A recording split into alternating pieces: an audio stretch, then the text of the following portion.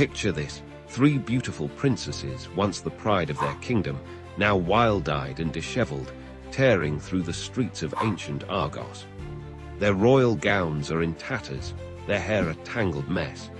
They shriek and howl, convinced they've been transformed into cows. This is no ordinary madness. This is divine punishment, a curse from the gods themselves. But what could have provoked such wrath? And what does this ancient tale tell us about the complex relationship between gods and mortals in Greek mythology? Welcome to the tragic story of Anaxagoras' madness, a tale of hubris, divine retribution, and the devastating consequences of angering the gods. Our story begins in the sun-drenched kingdom of Argos, ruled by King Protus. The king was blessed with 3 daughters, Lysippe, Iphano, and Iphianassa. These princesses were renowned throughout Greece for their beauty, grace, and royal bearing. But as we'll soon see, even the most blessed can fall victim to the capricious nature of the gods. Now, you might be wondering, who is Anaxagoras? In this context, Anaxagoras isn't a person, but rather another name for King Protus himself. Some versions of the myth refer to the madness afflicting his daughters as Anaxagoras madness, linking the king's name to the tragic fate that befell his children. As our princesses grew into young women, they became not just beautiful, but prideful. They began to believe their own hype, so to speak. In some versions of the myth, they committed a grave offense against the goddess Hera. They dared to claim that their father's palace was more splendid than Hera's temple. In other tellings, they refused to participate in the worship of Dionysus, the god of wine and ecstasy. Now, if there's one consistent theme in Greek mythology, it's this: never, ever compare yourself favorably to the gods. It never ends well. The gods of Olympus were a jealous and vengeful lot, quick to anger and devastating in their punishments. And so it was with our unfortunate princesses. Hera, the queen of the gods, was furious at their disrespect. Known for her quick temper and harsh punishments, she decided to teach these mortal girls a lesson they'd never forget. With a wave of her divine hand, she cast a curse of madness upon the 3 sisters. In other versions, it was Dionysus who punished the girls for refusing to join his cult. The god of wine and revelry had a dark side, and those who spurned his worship often found themselves driven to madness. Regardless of which deity cast the curse, the effect was the same. The once poised and graceful princesses were suddenly gripped by an uncontrollable frenzy. They tore off their fine clothes, abandoned their royal duties, and fled the palace, running wild through the streets of Argos. But their madness took a peculiar form.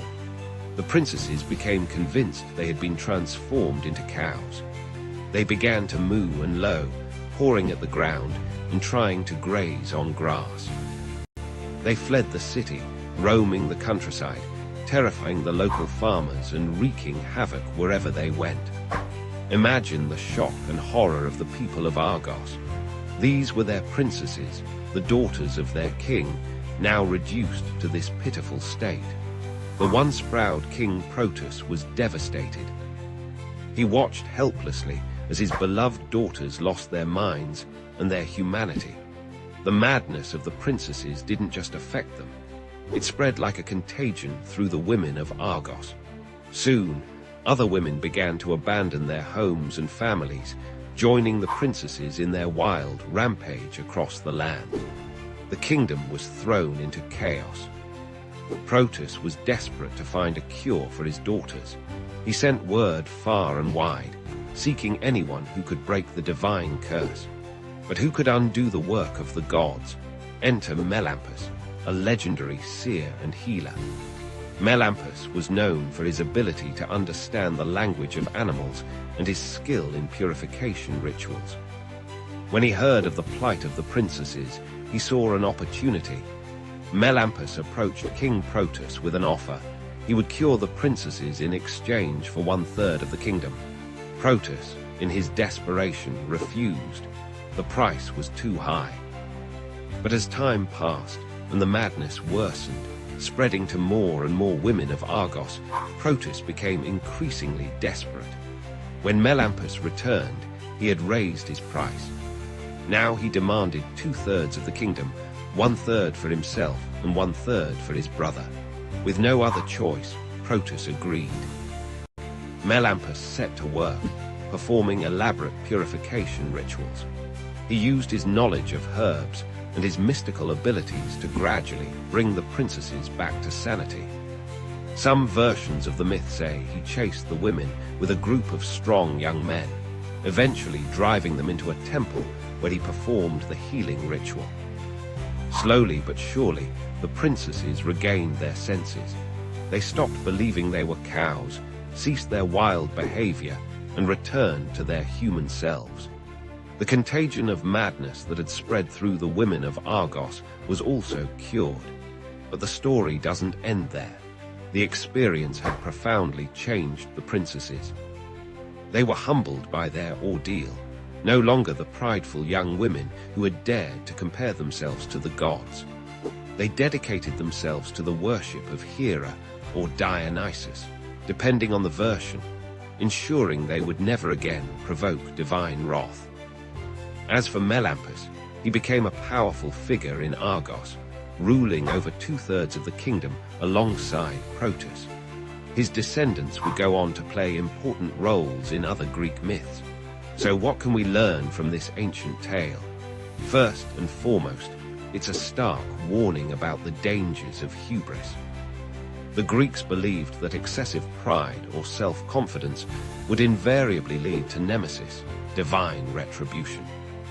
This theme appears again and again in Greek mythology, from the tale of Arachne, who boasted she could weave better than Athene, to the story of Niobe, who bragged about having more children than Leto.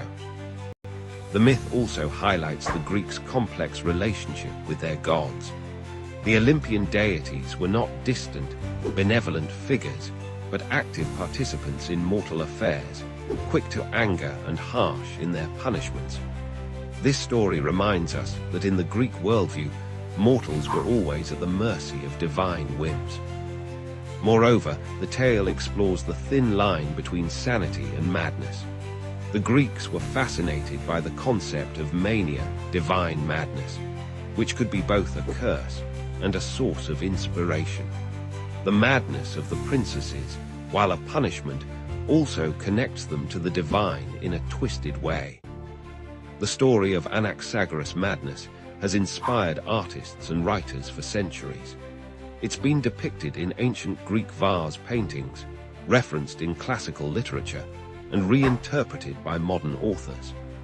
The image of the wild, cow-like princesses continues to captivate our imagination, reminding us of the enduring power of these ancient tales. In the end, the myth of Anaxagoras' madness is more than just a cautionary tale about respecting the gods. It's a complex exploration of pride, punishment, and redemption. It reminds us of the fragility of the human mind and the transformative power of humility. And perhaps most importantly, it shows us that even in the face of divine punishment, there's always hope for healing and redemption. As we reflect on this ancient story, we might ask ourselves, how do we balance confidence with humility in our own lives? How do we respond when faced with circumstances beyond our control? And what will we be willing to sacrifice to save those we love from suffering?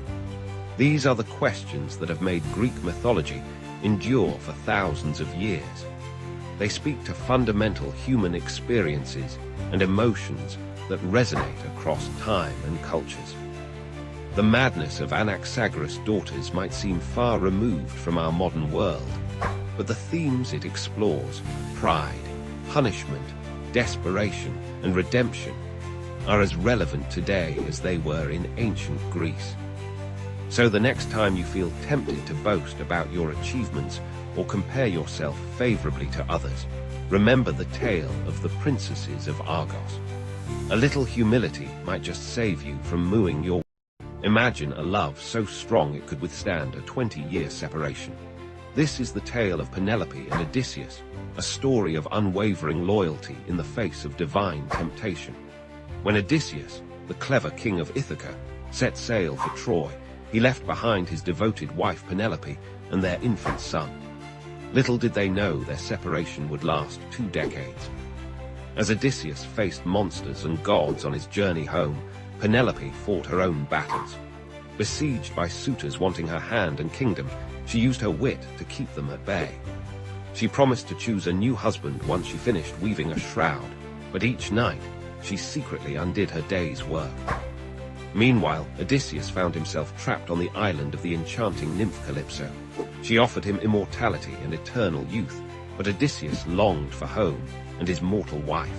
Even Calypso's divine beauty couldn't sway his heart. The gods finally intervened, forcing Calypso to release Odysseus. After many trials, he returned to Ithaca in disguise. Penelope, ever cautious, tested the stranger claiming to be her husband. Only when he proved his identity did she embrace him, their reunion a testament to the power of true love and fidelity. This timeless story reminds us that real love can overcome any obstacle, be it time, distance, or even the allure of godly temptation. What would you sacrifice for love? Would you betray your family, your city, your entire world? This is the story of a princess who did just that, forever changing the course of history. In the world of ancient Greece, where gods and mortals intertwined, stood the mighty city of Troy. Its towering walls, said to be built by the gods themselves, had withstood countless sieges. But as we'll soon discover, sometimes the greatest threat comes from within. Our tale begins in the 10th year of the Trojan War, a conflict that had raged for a decade, pitting the great heroes of Greece against the defenders of Troy. The war had started when Paris, a Trojan prince, stole away with Helen, the wife of a Greek king.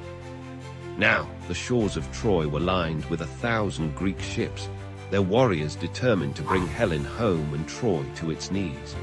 But our story isn't about Helen, Paris, or the famous heroes like Achilles and Hector. It's about a lesser-known figure, Laodicea, a Trojan princess, daughter of King Priam and Queen Hecuba. Laodicea was known for her beauty and her devotion to Troy. Yet, fate had other plans for her. One day, as Laodicea stood on the walls of Troy, watching the battle rage below, her eyes met those of a Greek warrior. This was no ordinary soldier, but Acamas, son of Theseus, a hero in his own right. In that moment, something sparked between them, a connection that would soon blossom into a forbidden love. Despite the war that divided them, Laodicea and Acamas found ways to meet in secret.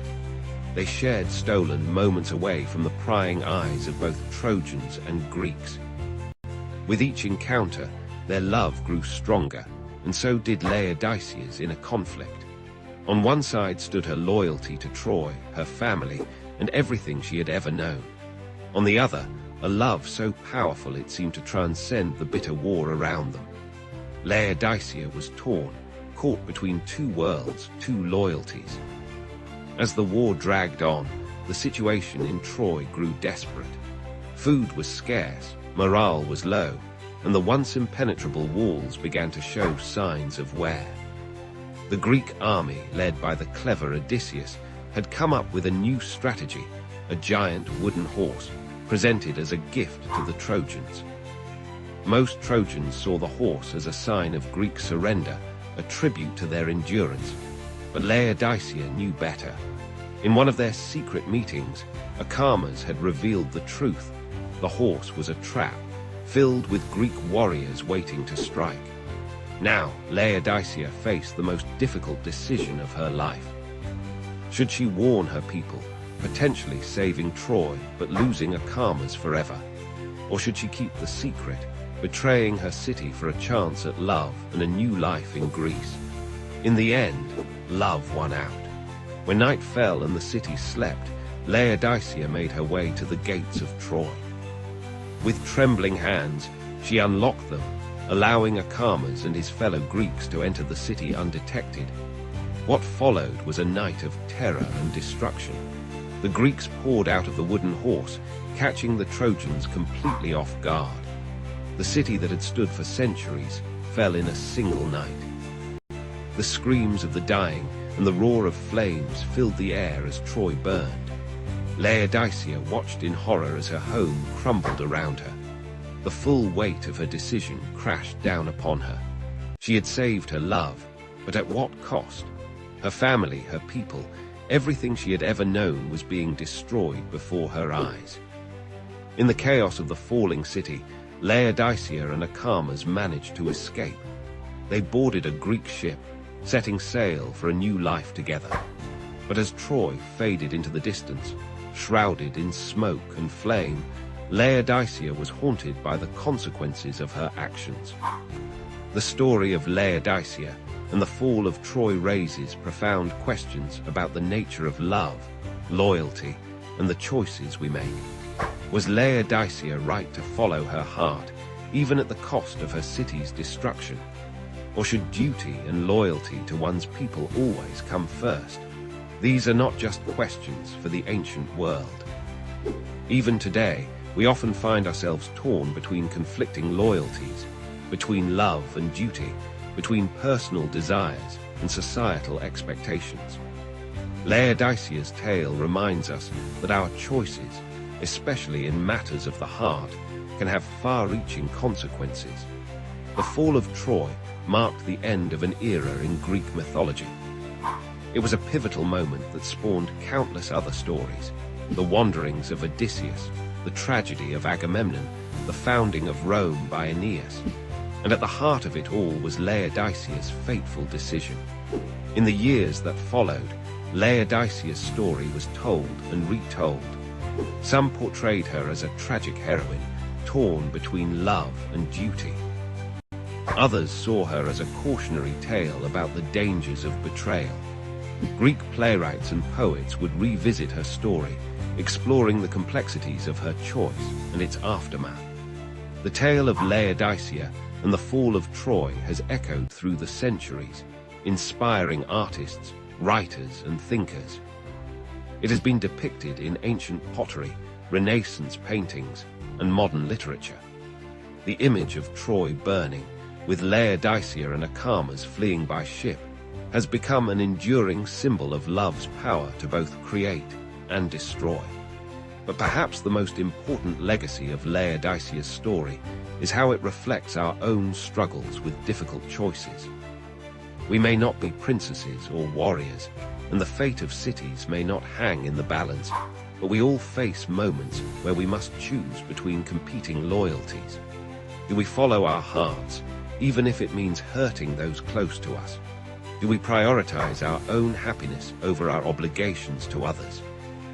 These are questions that Laodicea grappled with, and they are questions that we still grapple with today. In the end, the story of Laodicea opening the gates of Troy is more than just a tale from Greek mythology. It's a reflection on the human condition, on the choices we make, and the prices we pay for them. It reminds us that love, while powerful and often beautiful, can also lead to devastating consequences. As we reflect on Laodicea's choice, we're invited to consider our own lives.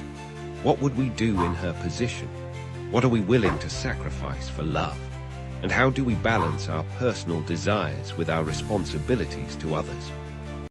These are not easy questions to answer, but by exploring stories like Laodicea's, we gain insights into our own nature. We see the complexity of human emotions, the weight of our decisions, and the far-reaching impacts of our actions. The fall of Troy may have happened in the realm of myth, but the dilemmas it presents are very real. In Laodicea's story, we see our own struggles reflected. We see the power of love, the pain of betrayal, and the eternal conflict between heart and duty. As we close this chapter of Greek mythology, let's carry with us the lessons of Laodicea. Let's remember that our choices matter, that love is powerful but also potentially destructive, and that the line between right and wrong is often blurrier than we'd like to admit. In the end, Laodicea's tale, like all great myths, doesn't give us easy answers. Instead, it prompts us to question, to reflect, and to strive for wisdom in our own lives. And perhaps that, more than anything, is why these ancient stories continue to captivate us, millennia after they were first. What if I told you that flipping through TV channels could actually mean switching between entirely different versions of reality? Buckle up, because we're about to explore a world where this mind-bending possibility is our new normal. Imagine waking up tomorrow with a remote control that doesn't just change channels, but alters the very fabric of your reality. With each click, you're transporting to a different version of your life, a parallel universe where things played out differently. It's not just your personal life that's affected. You can surf through alternate histories, futures, and even fantastical realms that defy our current laws of physics. At first glance, this ability seems like a dream come true. Curious about how your life would have turned out if you'd taken that job in Tokyo? Click. Wonder what the world would look like if the dinosaurs never went extinct? Click. Want to experience a reality where humans have evolved gills and live underwater? Click. The possibilities are literally endless. But let's dive deeper into the implications of this reality surfing ability. One of the most immediate and obvious consequences would be a revolution in the entertainment industry. Traditional TV and movies would become obsolete overnight. Why watch a scripted show when you can experience countless real alternate realities? The concept of binge watching would take on a whole new meaning as people spend hours, even days, exploring different versions of reality. However, this leads us to a less obvious but potentially more significant effect: the psychological impact of seeing alternate versions of our lives. Imagine witnessing a reality where you made different choices and ended up significantly happier, more successful, or with a completely different family. How would this knowledge affect your mental health and satisfaction with your current reality? This brings us to an intriguing second-order effect, a fundamental shift in how we make decisions. With the ability to peek into the outcomes of different choices, would we become paralyzed by the weight of infinite possibilities? Or would we become more confident in our decisions, having seen the potential outcomes? The very nature of free will and determinism would be called into question. But here's where things get really interesting. What if, in the process of surfing through realities, we discover that our actions in one reality can have ripple effects in others? This could lead to the emergence of reality brokers, individuals or organizations that specialize in navigating and manipulating the complex web of interconnected realities. Take a moment to consider the ethical implications. If you could prevent a tragedy in another reality by making a small change in your own, would you do it? What if that change negatively impacted your life? The moral dilemmas would be unprecedented and could reshape our entire concept of ethics and responsibility. Now, let's explore a surprising second-order effect: the potential development of a universal language. As people interact with countless alternate realities, the need for a common means of communication across all these variations would become crucial. This could lead to the evolution of a new language that transcends individual realities, fundamentally changing how we communicate and think. But it's not all rosy in this multi-reality world. Consider the possibility of addiction to reality surfing. People might become so obsessed with exploring alternate lives that they neglect their primary reality. We might see the rise of reality rehab centers to help individuals reconnect with their original timeline. And here's a twist you might not have considered: the emergence of a new economy based on reality data. Imagine companies that specialize in collecting and selling information from different realities. Want to know the winning lottery numbers in 1,000 different realities? There's a company for that. Need to research how a particular business decision plays out across multiple timelines? There's a service for that too. But with great power comes great responsibility, and the ability to surf realities could have serious geopolitical implications. What if governments start using this technology for espionage or to gain strategic advantages? We could see the dawn of reality-based warfare, where conflicts are fought not just in our world, but across multiple versions of it. On a more personal level, how would this ability affect our sense of identity? If you can experience being countless versions of yourself, which one is the real you? The concept of a fixed personal identity might become obsolete, replaced by a more fluid understanding of self that spans multiple realities. Let's not forget the scientific implications. Physicists would have a field day studying the mechanics of reality surfing. It could lead to breakthroughs in our understanding of quantum mechanics, the multiverse theory, and the very nature of consciousness.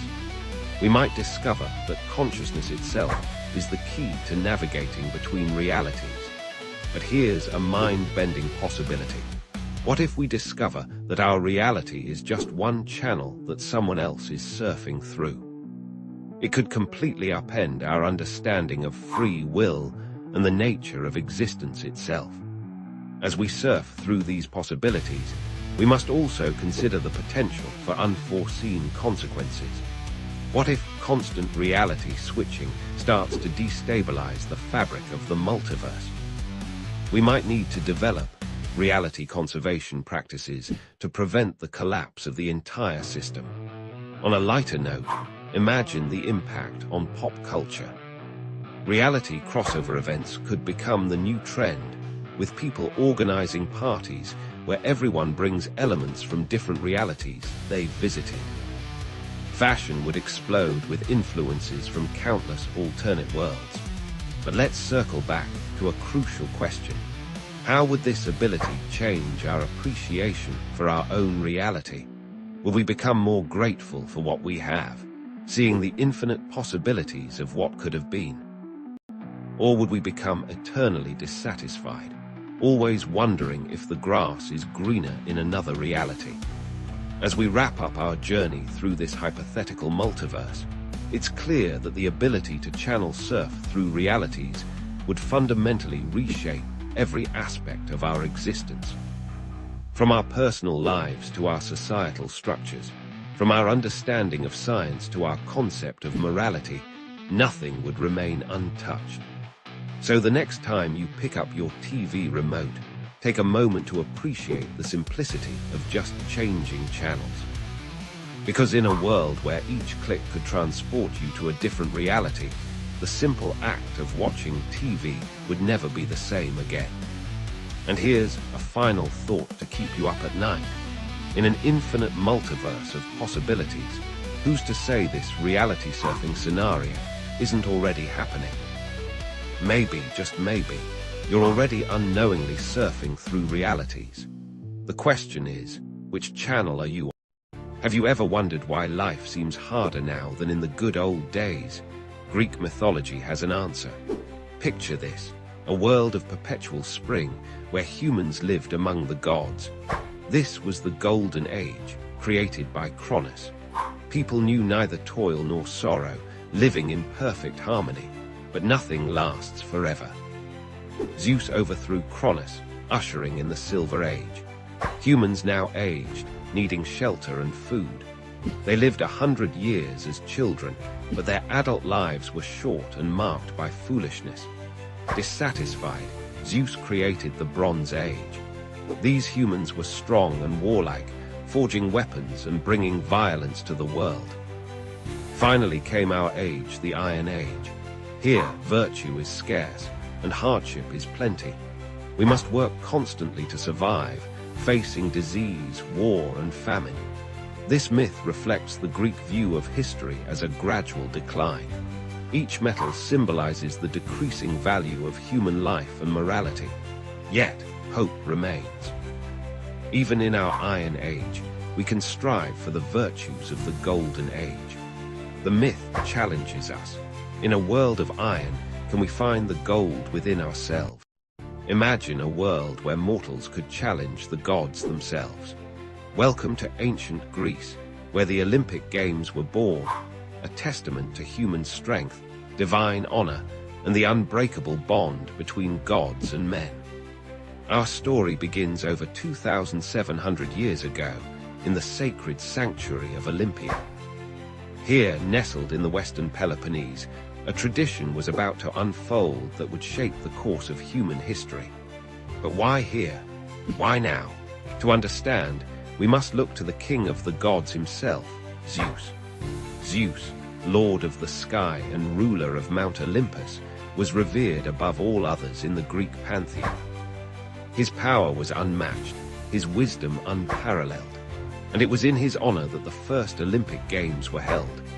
Legend has it that Zeus once wrestled his own father, Cronus, for control of the universe. Their epic battle shook the foundations of the earth, and when Zeus emerged victorious, he established his reign over gods and mortals alike. This triumph became the inspiration for the games that would bear his name. But the Olympics weren't just about honoring Zeus. They were a way for mortals to prove their worth, to push the boundaries of human potential, and perhaps, for a fleeting moment, to touch the divine. Picture the scene. A hot summer day in 776 BCE. The air is thick with anticipation as athletes from all over Greece gather in Olympia. They've trained for years, honing their bodies and minds for this moment. Among them stands Korobos, a humble cook from the nearby city of Elis.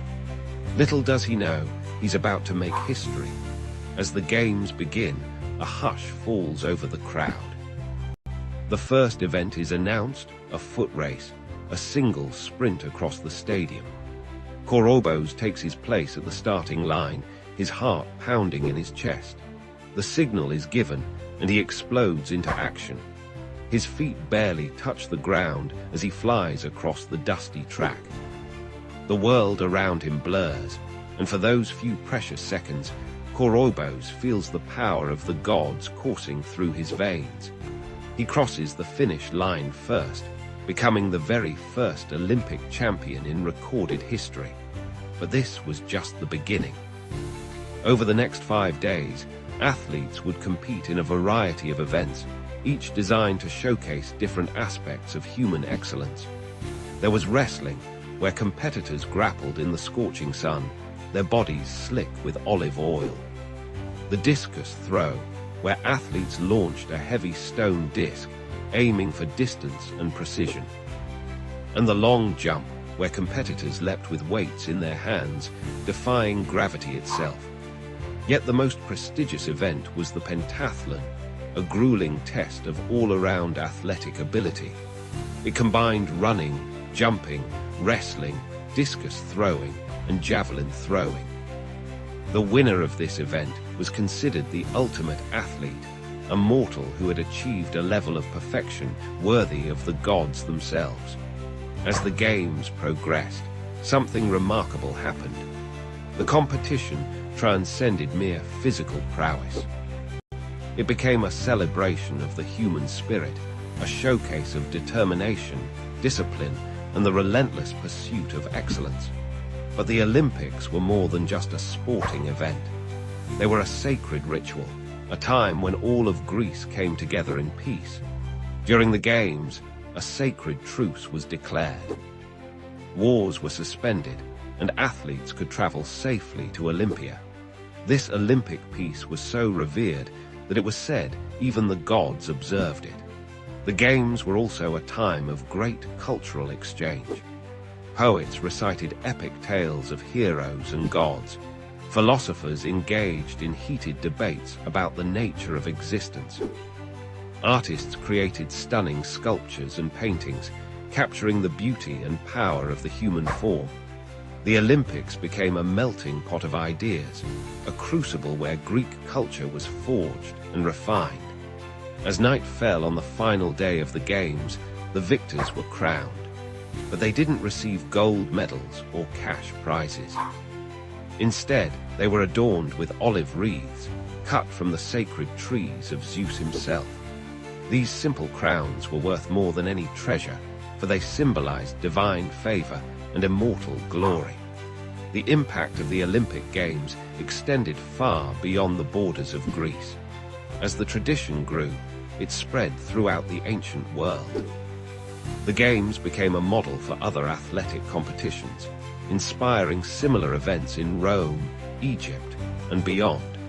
But perhaps the most enduring legacy of the ancient Olympics is the ideal they represent. The Games embodied the Greek concept of arete, the pursuit of excellence in all aspects of life. This philosophy wasn't just about winning, it was about becoming the best version of oneself, physically, mentally, and morally.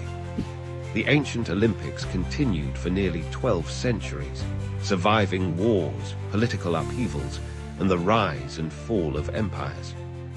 They were finally abolished in 393 CE by the Roman Emperor Theodosius I, who saw them as a pagan ritual incompatible with Christian beliefs.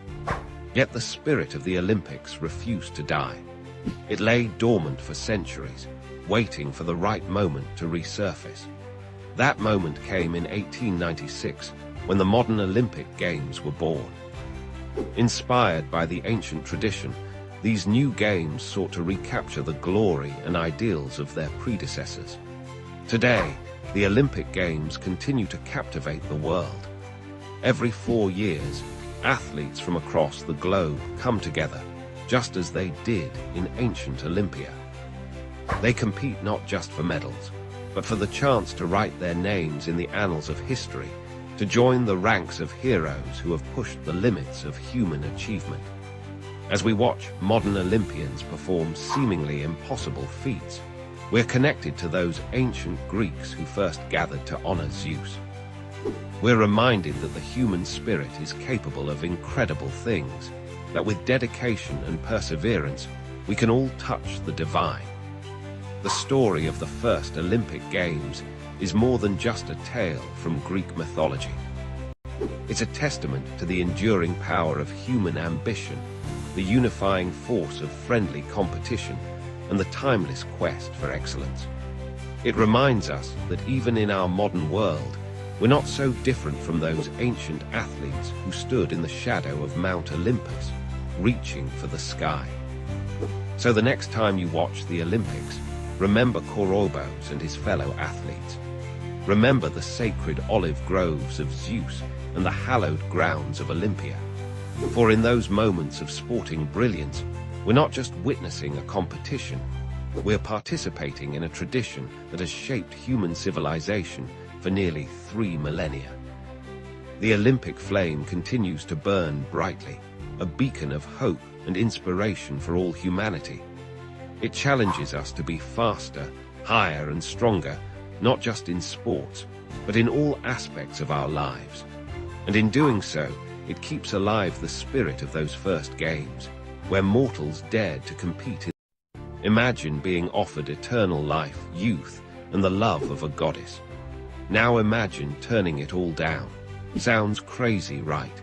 But that's exactly what one of ancient Greece's greatest heroes did. This is the story of Odysseus and Calypso, a tale of temptation, loyalty, and the power of home. Our story begins on the shores of a mystical island called Ogygia, hidden somewhere in the vast expanse of the Mediterranean Sea.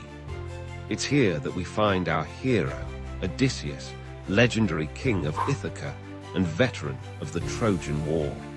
But he's not the triumphant warrior you might expect.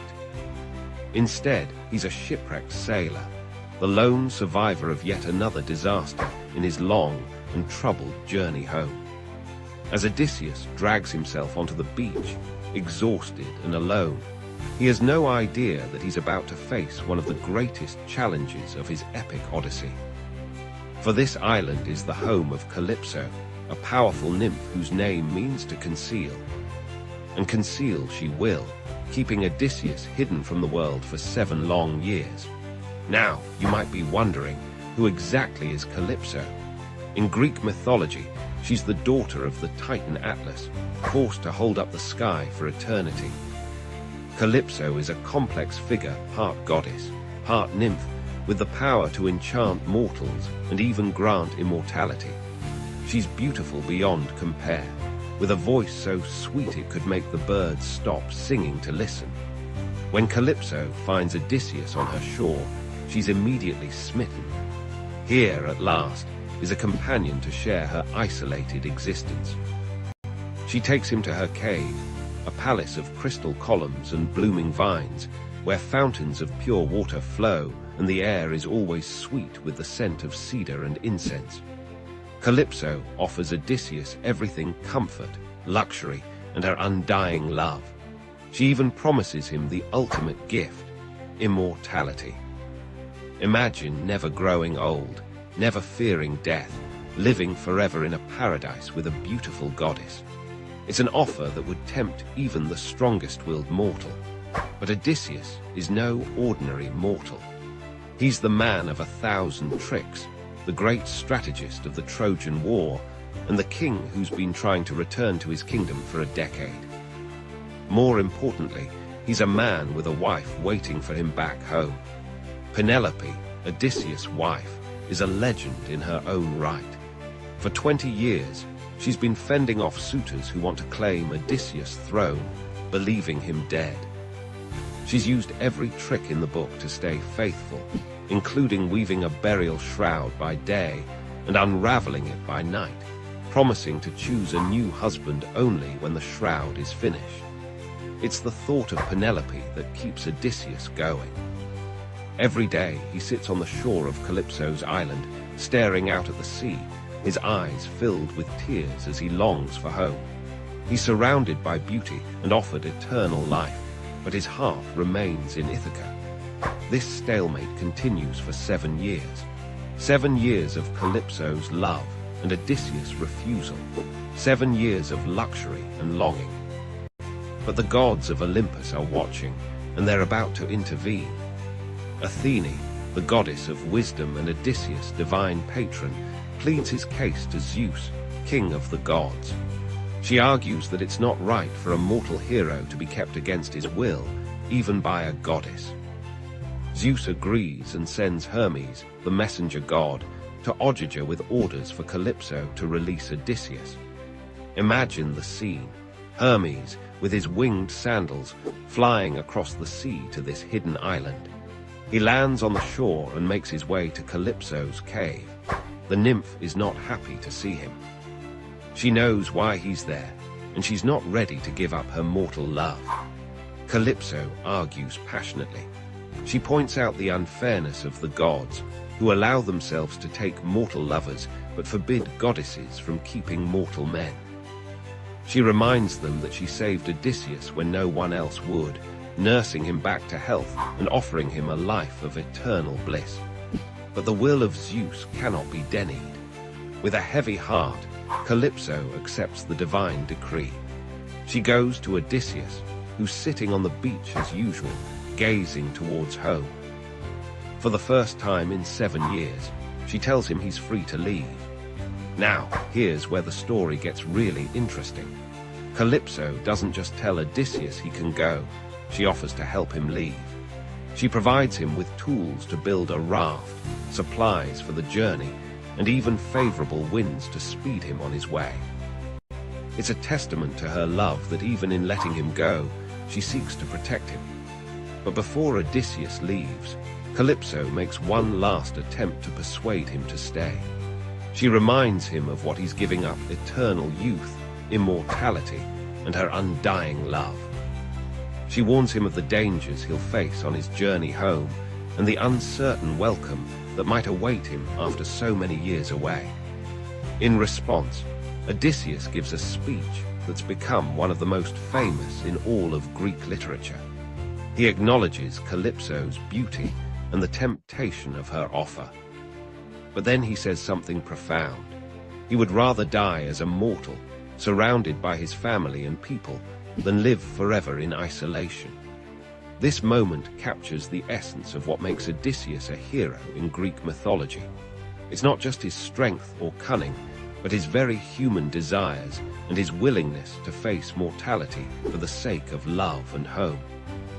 He chooses the richness of mortal life with all its joys and sorrows, its triumphs and failures, over the static perfection of immortality. As Odysseus sets sail on his makeshift raft, Calypso stands on the shore watching him go.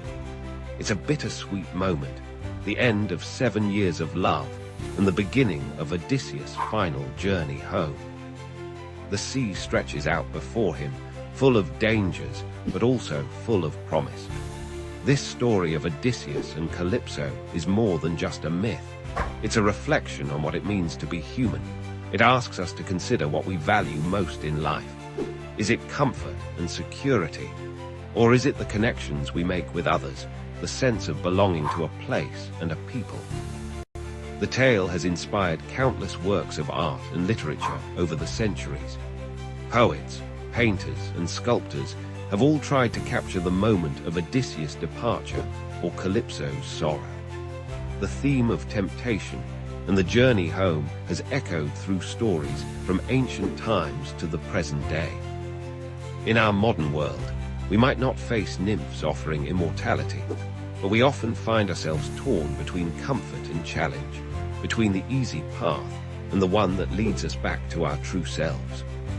Odysseus' choice reminds us that sometimes the most heroic act is simply to remain true to who we are and where we come from. As we close this chapter of Odysseus' epic journey, we're left with a powerful message: that the love of home and family, the desire to live a full and meaningful life among our own people, can be stronger than even the temptation of eternal life. It's a reminder that in the end, it's not how long we live that matters, but how well we live and how true we stay to ourselves. Odysseus' story doesn't end here, of course. He still has many trials to face before he reaches Ithaca. But in this moment, as he sails away from Calypso's island, he's taken a crucial step. He's reaffirmed his identity, his values, and his ultimate goal. And in doing so, he's shown us all what it truly means to be a hero. What if the entire universe existed within a single grain of sand? This mind-bending concept isn't just a flight of fancy, but a glimpse into the profound wisdom of ancient Hindu philosophy. Welcome to the world of the Upanishads, where the boundaries between the infinite and the finite blur, revealing the hidden nature of reality itself. The Upanishads are a collection of philosophical texts that form the theoretical foundation of Hindu spirituality.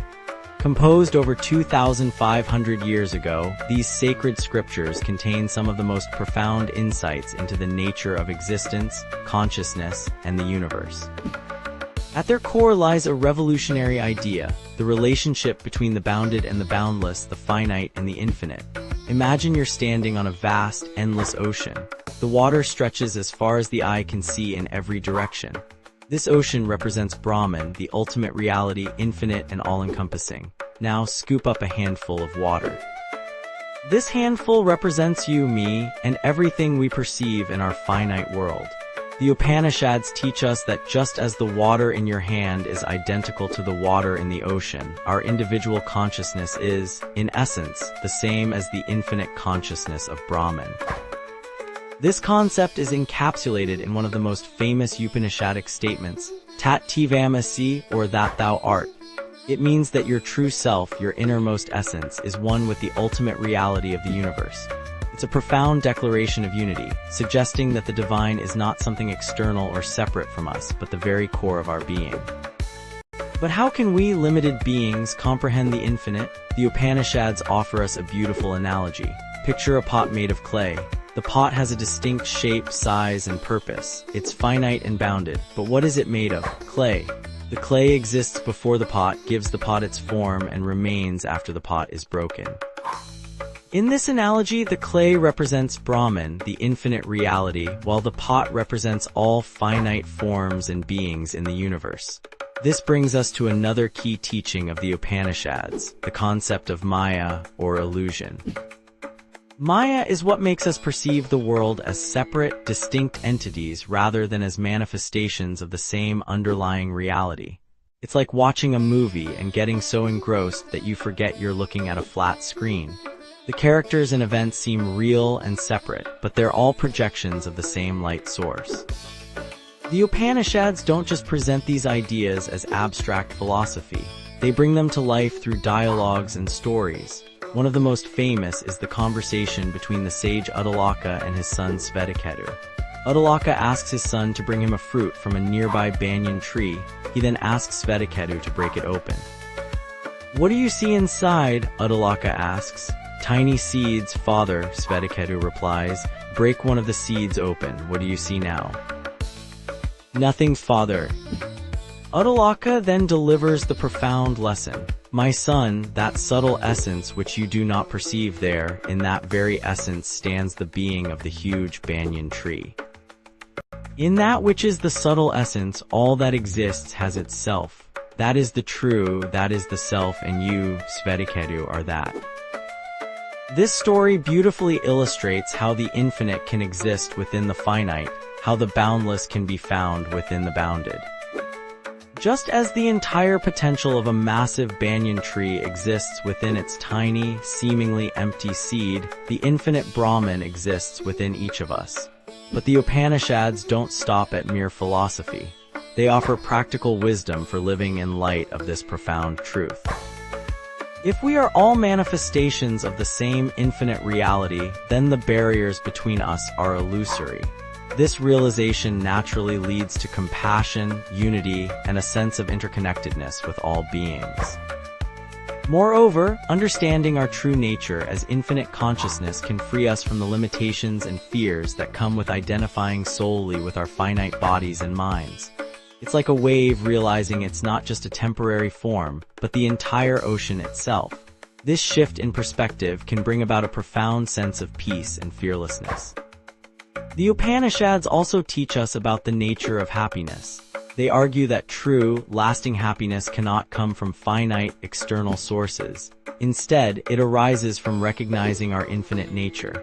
It's like a thirsty person in a desert who discovers an oasis within themselves, an infinite wellspring of joy and fulfillment.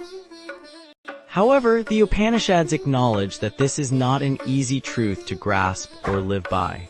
Our senses and minds are naturally drawn to the finite world of forms and differences. That's why the texts emphasize the importance of spiritual practices like meditation, self-inquiry, and devotion. These practices are designed to peel away the layers of illusion and help us experience our true, infinite nature. One of the most powerful methods the Upanishads prescribe is the practice of neti, or not this, not this. It involves systematically negating all that is finite and changeable to arrive at what is infinite and unchanging. It's like peeling an onion layer by layer until you reach the core, or in this case, until you realize that you are the core itself. The relationship between the infinite and the finite as described in the Upanishads has profound implications for how we understand life, death, and the nature of reality. If our true self is infinite and eternal, then death loses its sting. The Upanishads compare it to a river merging with the ocean, not an end, but a return to our true, boundless nature. Moreover, this philosophy offers a unique perspective on the meaning of life. Instead of seeing life as a journey from birth to death, the Upanishads present it as an opportunity for self-realization, for the finite to recognize its infinite nature. It's like a game of cosmic hide-and-seek, where the infinite plays at being finite, only to rediscover its true self. As we conclude our exploration of this profound teaching, let's return to our initial question. What if the entire universe existed within a single grain of sand?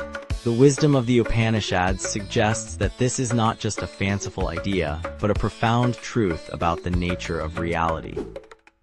The infinite exists within the finite, the boundless within the bounded, waiting to be discovered. In our modern world of fast-paced change and apparent fragmentation, the timeless wisdom of the Upanishads offers a refreshing perspective. It reminds us of our inherent unity, our boundless potential, and the profound peace that comes from recognizing our true nature. As we navigate the complexities of our finite existence, may we carry with us this eternal truth, that in our deepest essence we are infinite, we are boundless.